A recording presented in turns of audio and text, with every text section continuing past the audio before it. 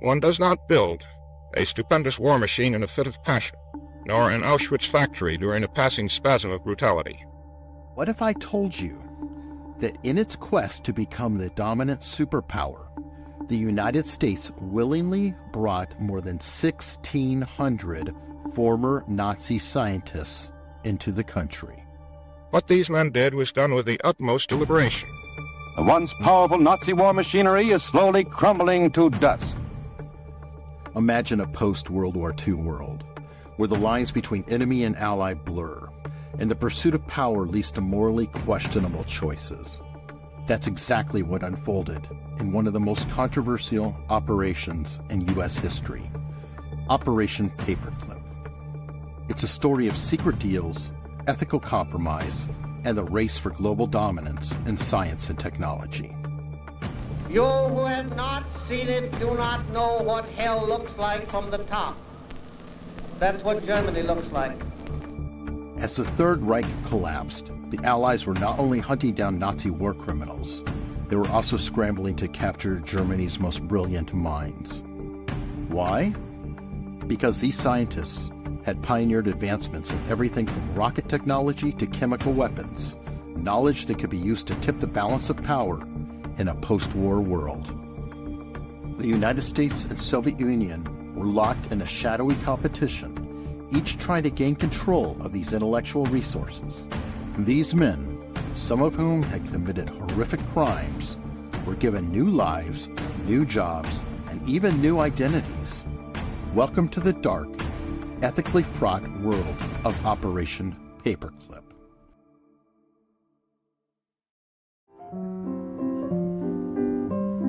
Don't say that he's hypocritical. Say rather that he's apolitical. Once the rockets are up, who cares where they come down? That's not my department, says Werner von Braun. Almost exactly 16 months after the A-bomb is dropped on Hiroshima, the U.S. Army is about to make its first major test of a ballistic rocket. Initially known as Operation Overcast, was named for the paperclips that were attached to the files of scientists that the U.S. deemed most valuable. One of the most famous figures to emerge from this operation was Wernher von Braun, the mastermind behind the Nazi V-2 rockets that had terrorized Allied cities. An altitude of 117 miles will be achieved, a world's record. This rocket is not American, however. It is German.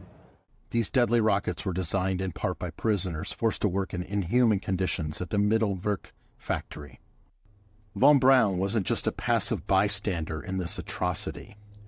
He personally selected slave laborers from the Buchenwald concentration camp.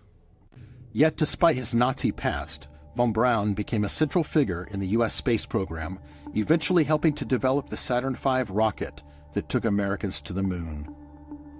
To help show you what is being done to solve these problems, we have called upon one of the foremost exponents of space travel, Dr. Wernher von Braun, who is at present the chief of the Guided Missile Division of the Army's Rocket Center at Redstone Arsenal. But von Braun was only the tip of the iceberg. Let's talk about some of the other key players in Operation Paperclip and the morally dubious roles they played. Working with von Braun was Arthur Rudolph, who served as a production manager at the Mittelwerk facility.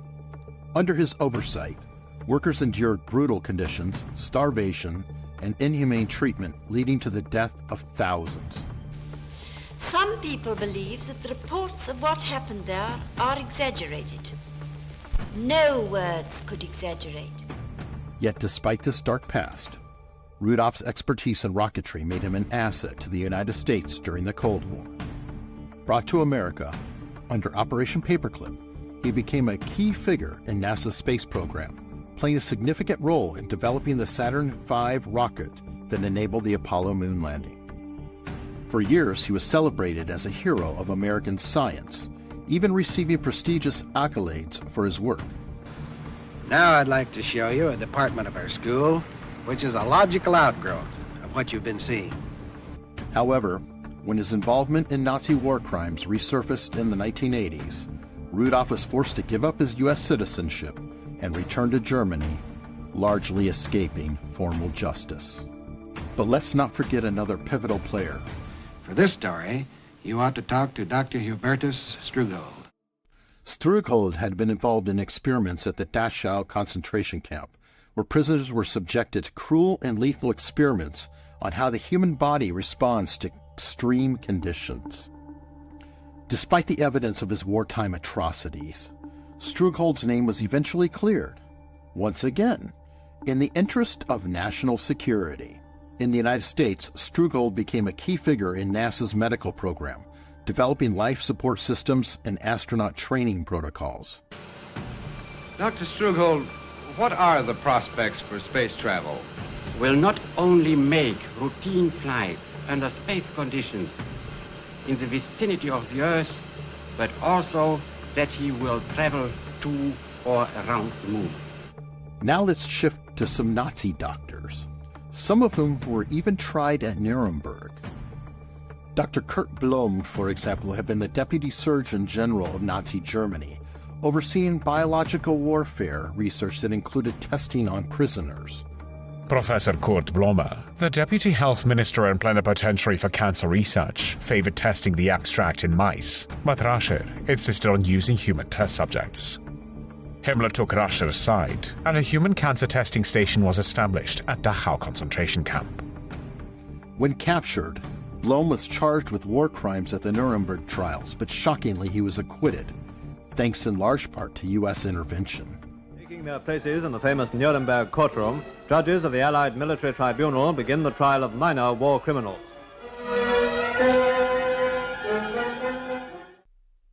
Otto Ambros. And then there was Otto Ambros, a chemist who had helped develop nerve agents like sarin and taboon for the Nazis. Ambros had overseen chemical plants that used slave labor from Auschwitz, where countless workers perished. In conquered Poland, Ambros was shown a town where one of Himmler's largest concentration camps had just been built. The town was Oswiecim, known to the Germans as Auschwitz.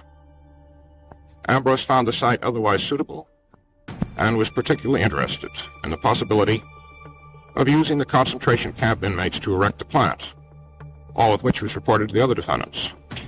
They agreed. He was convicted at Nuremberg, but instead of serving his full sentence, he was quietly brought to the United States to work on chemical weapons development. Ambros was so essential to U.S. military interests that he was even granted a pardon, allowing him to continue his work with impunity. These men helped shape America's post-war scientific and military achievements, but their pasts were anything but clean.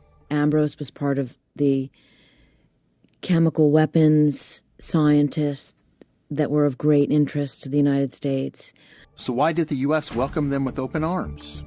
The answer lies in the geopolitical reality of the time. The Cold War had begun, and with the Soviet Union snapping up German scientists in its own operation, the U.S. couldn't afford to fall behind. National security was the justification, and for many, the ends seemed to justify the means. But this operation wasn't just a military endeavor. It was also a covert CIA initiative. The Central Intelligence Agency, newly formed in 1947, was instrumental in facilitating the transfer of these Nazi scientists into the U.S., often erasing or downplaying their Nazi affiliations in the process. Let's explore some of the key figures in the CIA who played significant roles in Operation Paperclip. One of the most notable was Allen Dulles, the first civilian director of Central Intelligence. Dulles was a master of espionage and covert operations, and during his tenure, he prioritized harnessing scientific talent no matter the moral cost. Mr. Dulles, I know you've heard this many times, that there are people who say that we, with regard to the CIA, are waging a secret war with an invisible government. We are obviously engaged in many facets of what is generally called the Cold War. Dulles had been deeply involved in intelligence gathering during World War II as a senior officer in the Office of Strategic Services, OSS, the CIA's precursor. After the war, he became an architect of Operation Paperclip, pushing hard for the recruitment of German scientists. Dulles believed that if the U.S. didn't act quickly, the Soviets would recruit these same scientists, which could have catastrophic consequences in the Cold War. The KGB is one of the most sinister organizations that ever was organized. Are they any good? Are the Russians good at this? Oh, yes. Oh, my, yes. You take some of their operations, they're classic. Then there's John J. McCloy, another key figure in the operation. McCloy had served as Assistant Secretary of War during World War II and was later appointed to the U.S. High Commissioner for Germany, effectively overseeing the occupation of Germany after the war. John McCloy's had a long life, 90 years, and most of it marked by unparalleled service to his country and humanity. McCloy was instrumental in negotiating the terms that allowed many of these scientists, including war criminals, to escape prosecution and work for the U.S. government.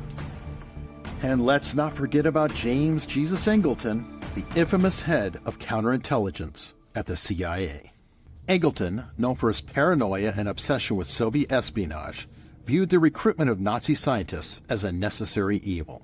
There are those, of course, who would say that the CIA's wings were simply clipped, that they had been going too far, too fast, too freely. Oh, there are those who will say anything. Angleton helped run counterintelligence programs that monitored the activities of former Nazi scientists once they were brought into the United States, ensuring that they were loyal to their new homeland. There is always a question whether a democratic country is capable of having an intelligence service of any great merit. One figure who bridges the gap between science, intelligence, and Nazi war crimes is Reinhard Gehlen. Gehlen was a Nazi intelligence officer who had run the Wehrmacht's intelligence service on the Eastern Front. After the war, Gehlen offered his vast intelligence network to the Americans, promising valuable insight into Soviet military operations. Thereafter, until his break with Hitler in April 1945, Gehlen reported regularly on all matters to do with Russia's war effort, gathering his information from agents inside the Soviet Union, some inside the Kremlin itself. Allen Dulles and the CIA embraced him, establishing the Gehlen Organization, a secret West German intelligence service that operated under U.S. guidance. The Gehlen Organization became a key asset in the early Cold War, though it was staffed by many former Nazis. Operation Paperclip wasn't just about advancing science and technology. It was about creating a powerful network of individuals who could outthink, outmaneuver, and outbuild the Soviets. The ethical lines were blurred and, in many cases, completely crossed. These scientists, with their dark pasts, weren't simply forgotten. They were actively protected and promoted by the U.S. government. One of the most damning cases of moral compromise involves the infamous MK-Ultra program, which was initiated by the CIA in the 50s. Nazi scientists brought over under Operation Paperclip played a key role in the early stages of this mind control program, which involved unethical experiments on unwitting subjects, including the use of hallucinogenic drugs and psychological torture. Sidney Gottlieb, the CIA officer who ran MK-Ultra, reportedly worked with some of these former Nazi scientists to develop methods of controlling the human mind, methods that were disturbingly similar to techniques used in Nazi concentration camps. By the mid-20th century, many of the scientists recruited under Operation Paperclip had become household names. Wernher von Braun was featured on Walt Disney's TV specials, talking about space exploration and the future of mankind's journey to the stars. Now here's a model my design for a four-stage orbital rocket ship. Compared to the unmanned instrument rocket, it is quite large. Von Braun had gone from a man developing weapons of mass destruction for the Nazis to an American icon, symbolizing the triumph of science and innovation. But what the public didn't see were the compromises that had been made to get there. And these compromises didn't go unnoticed by everyone. Prominent figures like Albert Einstein and Eleanor Roosevelt were vocal critics of Operation Paperclip. Einstein, who had fled Nazi Germany before the war, wrote a letter to President Truman condemning the decision to allow these men into the country. We are concerned here with an act of humanity He believed that the United States was sacrificing its moral integrity for the sake of power, and he was right to question whether these scientists' contributions could ever justify the atrocities they had committed. But for the U.S. government, it wasn't about morality, it was about survival. The Cold War was a battle for global supremacy, and the Soviet Union was seen as an existential threat. The Americans couldn't afford to let the Soviets get their hands on these scientific minds. National security became the ultimate justification, even if it meant sweeping the horrors of the past under the rug. Operation Paperclip represents one of the most complex moral dilemmas in American history. The questions posed by Operation Paperclip are not just relics of the past, they remain deeply relevant today. In a world still grappling with the ethics of technological progress and global power dynamics, we're often reminded that the pursuit of dominance, whether through scientific innovation, military strength, or intelligence gathering, can come at an immense moral cost. Take, for example, the development of nuclear weapons. Now I am become death. The Manhattan Project, led by figures like J. Robert Oppenheimer and Enrico Fermi, was instrumental in creating the atomic bomb, a device that forever changed the nature of warfare. But the lessons learned through Operation Paperclip echo through these projects as well. Repeating once again our top story, Soviet President Mikhail Gorbachev has been removed from power, and there are tanks now in the streets of Moscow. Vice President Gennady Yanayev says he has taken over as acting president. Even after the Cold War ended, the legacy of Operation Paperclip continued to influence U.S. policy. How far are we willing to push the boundaries of science if it means we gain the upper hand, even if it leaves a trail of destruction in its wake? And what about modern warfare, where technologies such as drones, artificial intelligence, and cyber weapons have emerged as the new frontiers of battle? These innovations, much like the rocket technology developed by von Braun, are impressive on a technical level, but come with their own ethical dilemmas. How do we ensure that technological progress does not come at the expense of humanity? Are we destined to repeat the same mistakes, making compromises in the name of progress? Or can we find a way to advance technology without losing sight of our moral obligations? What do you think? Was Operation Paperclip a necessary evil, or does it reveal something more troubling about the choices we make in the pursuit of power? If this exploration of Operation Paperclip has made you think twice about the price of scientific advancement, make sure to like this video, subscribe, and click the notification bell so you don't miss out on future explorations of history's most controversial moments.